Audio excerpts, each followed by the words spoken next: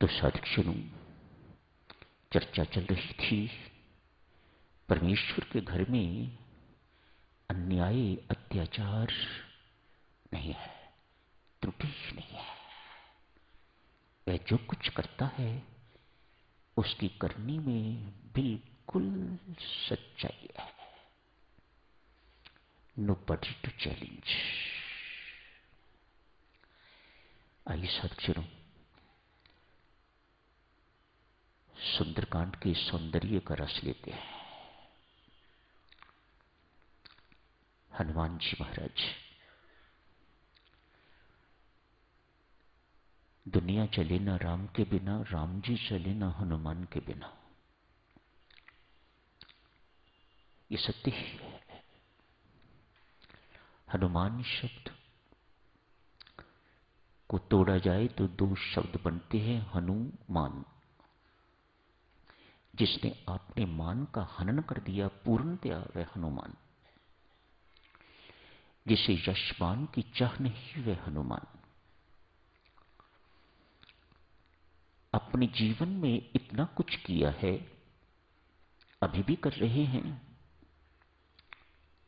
करते रहेंगे, लेकिन किसी बात का बोझ अपने ऊपर नहीं लिया कि मैंने कुछ किया है।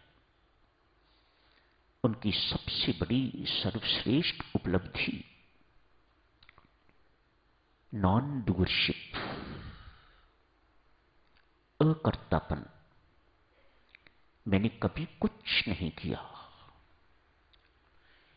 मैं तो मात्र कठपुतली अपने राम सूत्रधार के हाथों। जैसे उन्होंने नचाया मैं नाचा। मैं यंत्र, मेरे राम यंत्री। मैं मात्र एक खिलौना उनके हाथ का। दोनों संतों ने, महर्षि वाल्मीकि एवं तुलसीदास जी महाराज ने, एक सी तुलना की है हनुमान की। आज आपने पढ़ा हनुमान जी कैसे जाते हैं, जैसे राम जी का अमोघ तीर।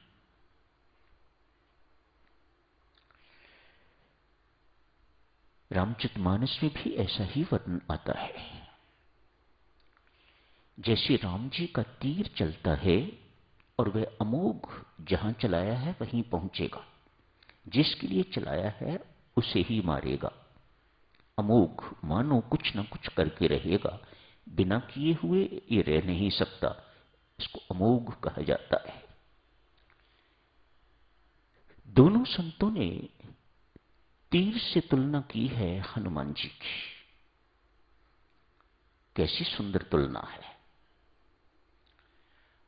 हनुमान जी के जीवन की सबसे बड़ी उपलब्धि, उन्होंने अपना स्थान भगवान राम के तर्कस में पा लिया है।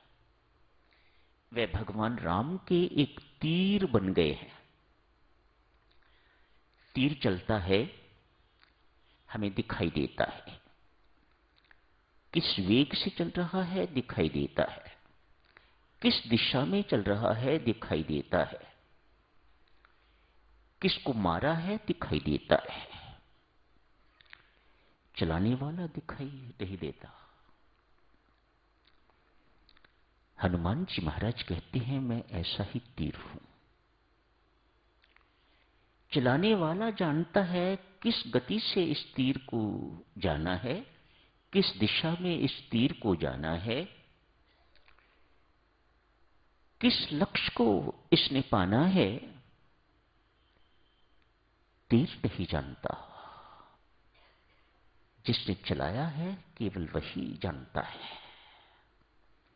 हनुमान जी महाराज की जीवन की सबसे बड़ी उपलब्धि साधकजनों, उन्होंने भगवान के तर्कस में अपना स्थान एक तीर की भांति पा लिया है।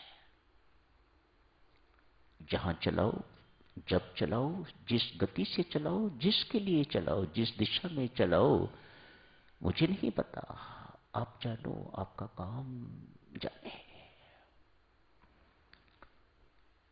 यशमान की जिसे चाह नहीं, जिसने अपने अभिमान को, मान को मार डाला है, कुचल डाला है, हनन कर डाला हुआ है, वह हनुमान जी महाराज। कोई भी हो सकता है, आप में भी कोई हो जिसने ऐसा कर दिया है, वह हनुमान।